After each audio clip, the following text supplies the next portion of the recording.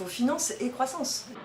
Il ne faut pas porter préjudice nécessairement aux mécanismes de marché, mais il ne faut pas avoir une surconfiance dans les mécanismes de marché.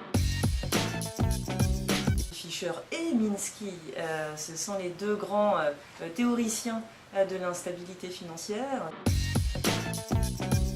Moi, je pense qu'il faut les deux. Je pense qu'il faut un écosystème bancaire et il faut veiller surtout à ce qu'on n'ait pas des mastodontes bancaires dont le pouvoir de marché devient démentiel.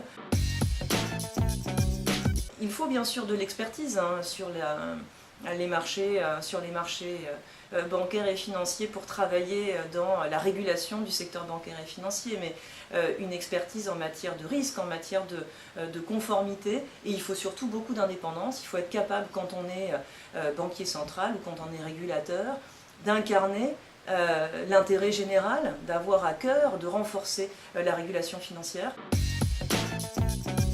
C'est très difficile de définir la frontière entre les deux. Microprudentiel et macroprudentiel. C'est intéressant cette question cryptoactif ou crypto-monnaie parce que ça évoque, si vous voulez, un glissement sémantique assez intéressant au cours des derniers mois ou des dernières années.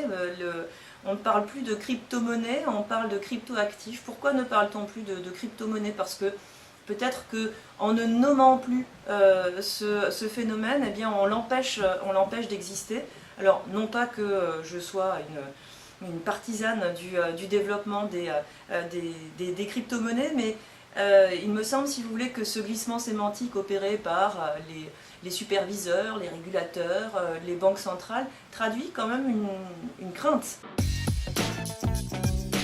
Je pense que c'est une forme complémentaire de financement, ça ne vient absolument pas se substituer au crédit bancaire, mais dans une certaine mesure, peut-être que ça vient répondre aux difficultés d'accès au crédit bancaire ressenties, vécues par des petites entreprises qui n'intéressent plus tellement les banques.